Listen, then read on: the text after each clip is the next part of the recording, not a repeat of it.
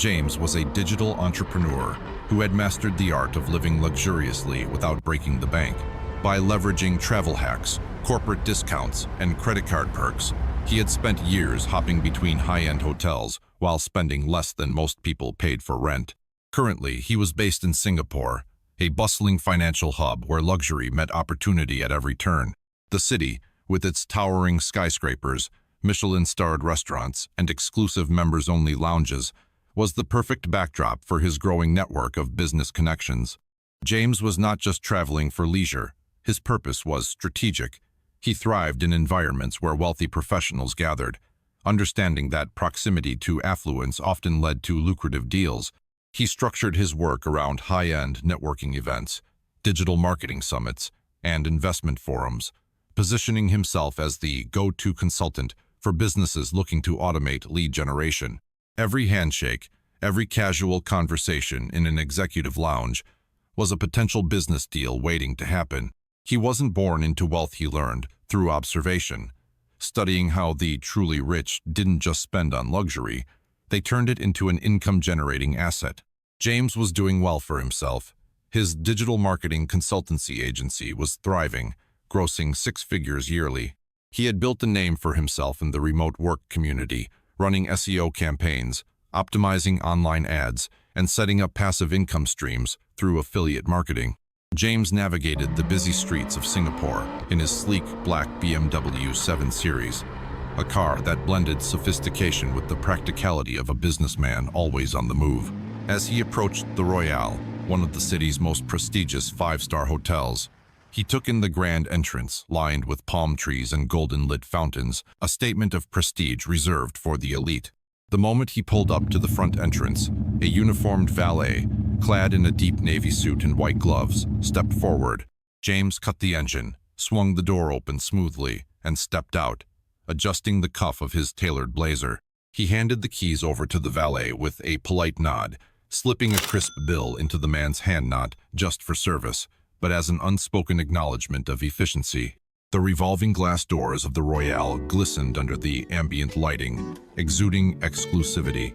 As James stepped inside, he was immediately greeted by the scent of fresh orchids mixed with subtle sandalwood, a signature fragrance the hotel infused into its air system to create a sense of elegance. The polished marble floors reflected the warm glow of crystal chandeliers, while a soft jazz melody played in the background, adding to the atmosphere of luxury.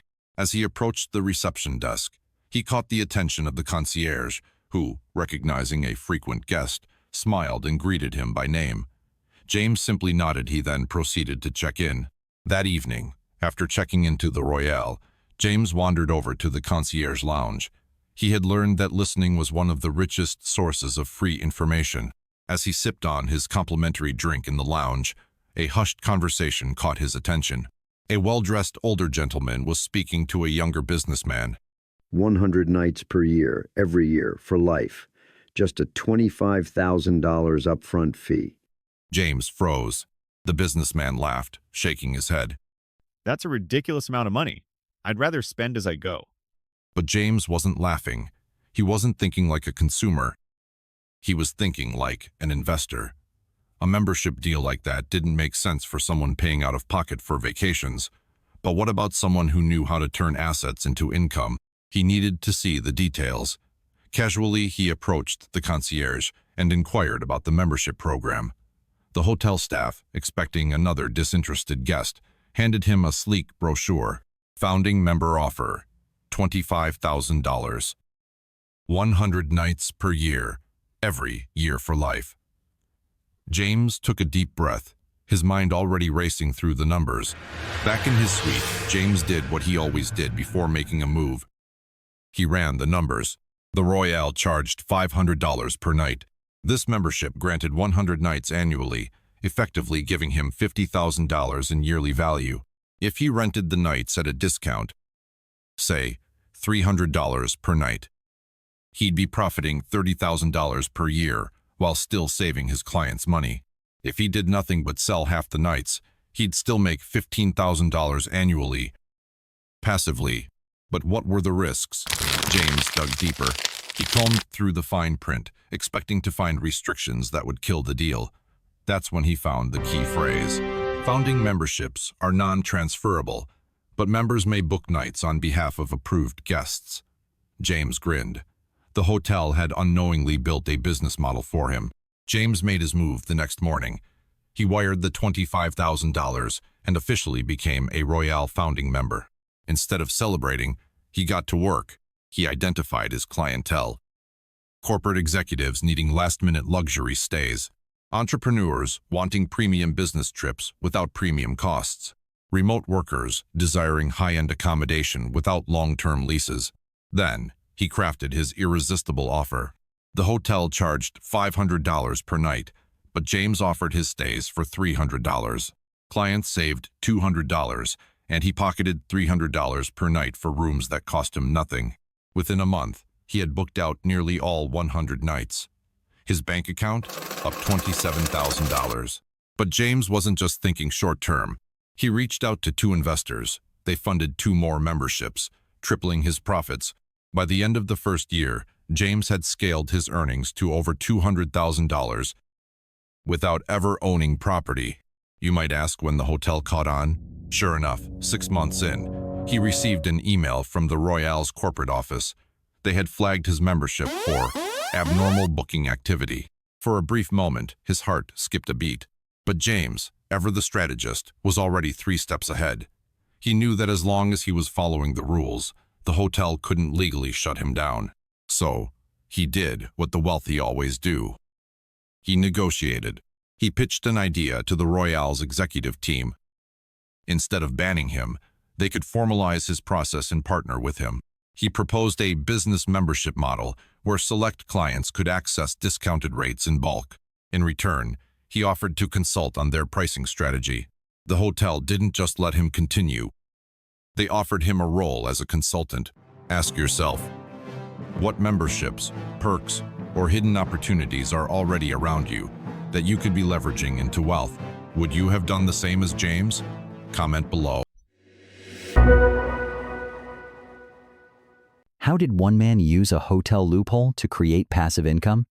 James had taken a luxury membership meant for personal use and turned it into a revenue-generating asset.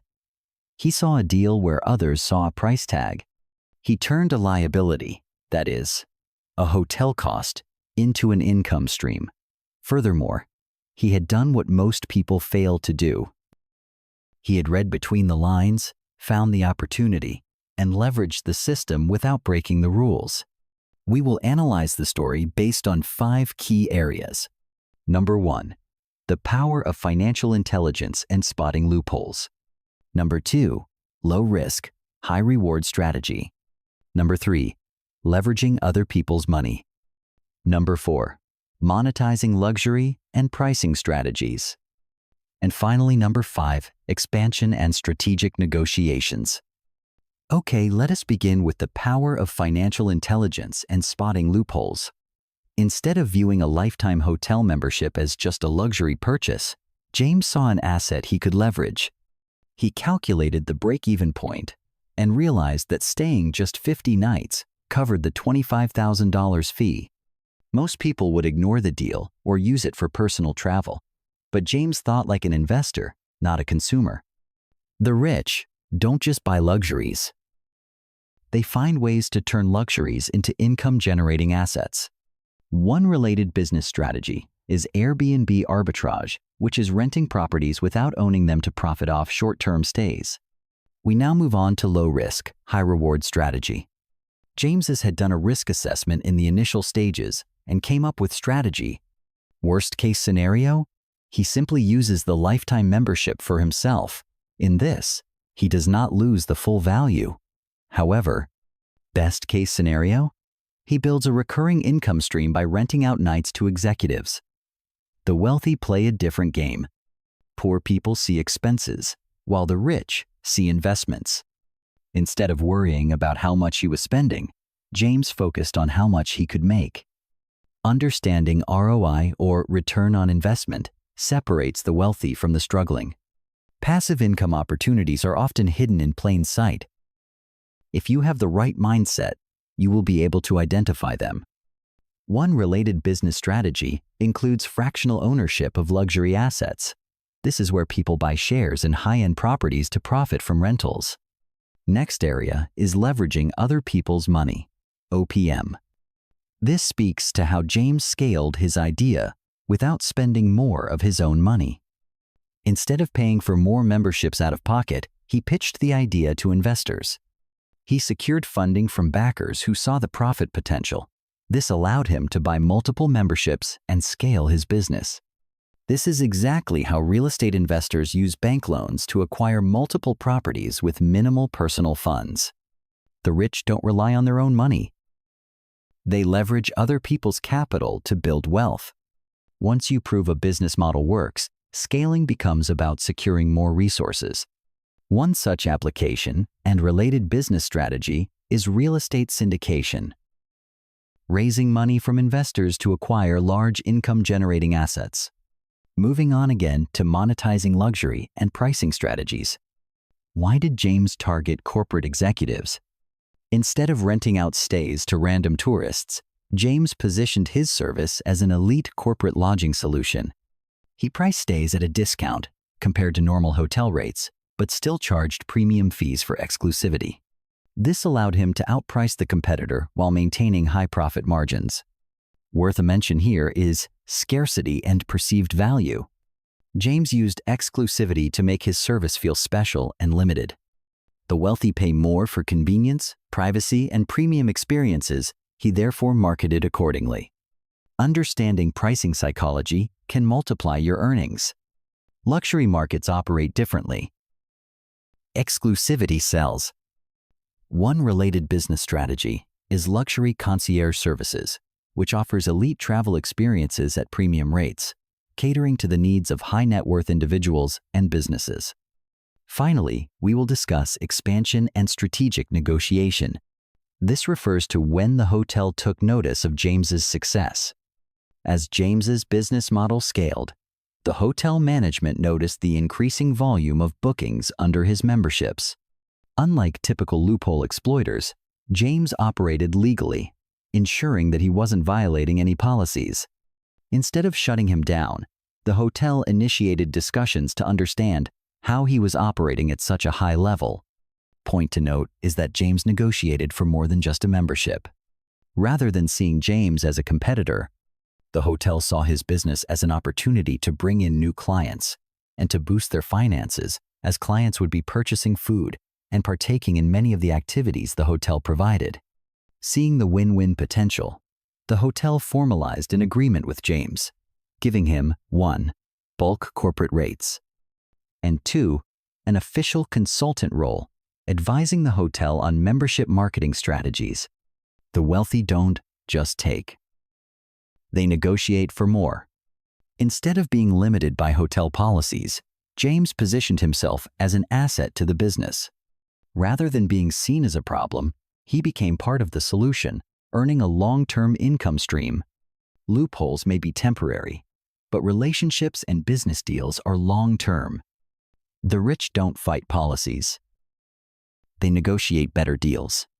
Success isn't just about spotting opportunities, it is also about knowing how to keep them sustainable.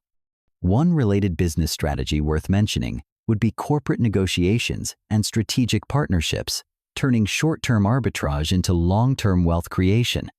If you found this video valuable, subscribe for more financial intelligence stories.